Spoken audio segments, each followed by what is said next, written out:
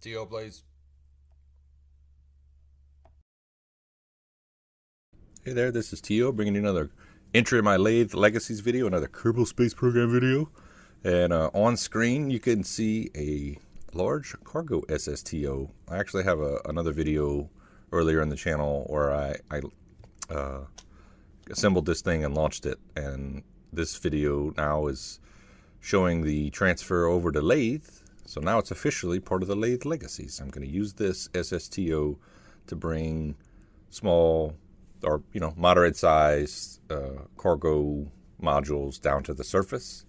And the beauty of this design is I can more precisely pinpoint the landing or the placement of the cargo. So in the past, up until now, I don't really have the ability to pinpoint landings unless the vehicle or the item that I'm sending has its own wings and propulsion and all that.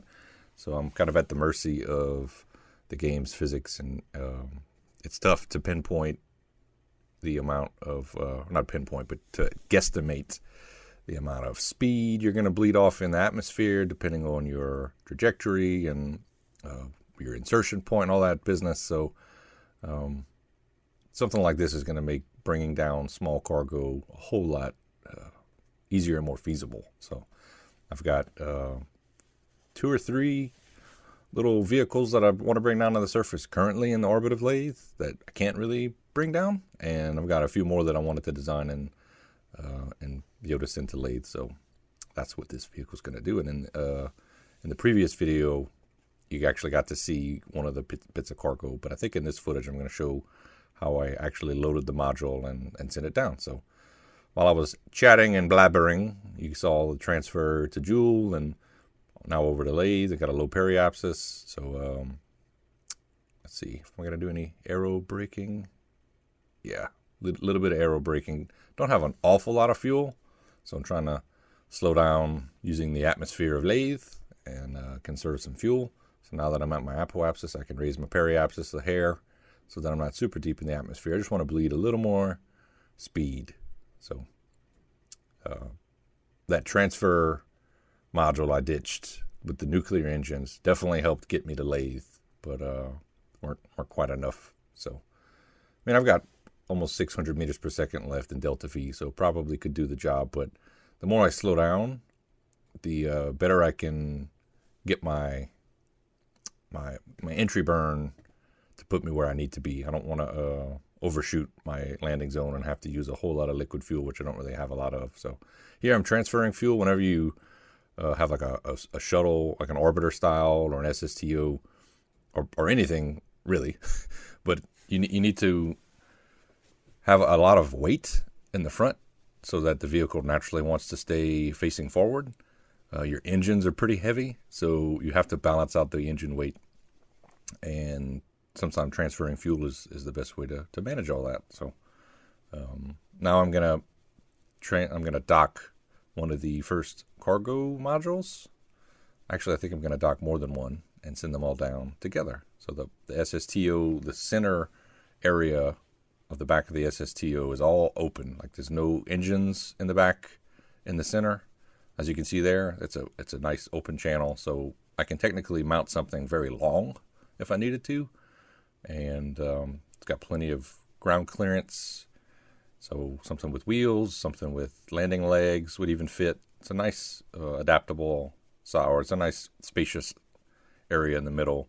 And part of the reason for the width of that space is I'm just assuming that aerodynamics is going to play a factor or be a factor. So the front of the ship, the nose of the SSTO, is going to catch all the heat and air during re-entry, so that the cargo, if it's more delicate, should stay nice and protected. I'm not, it's just a theory at this point, but that's the intent for the design. That's why it looks like it does.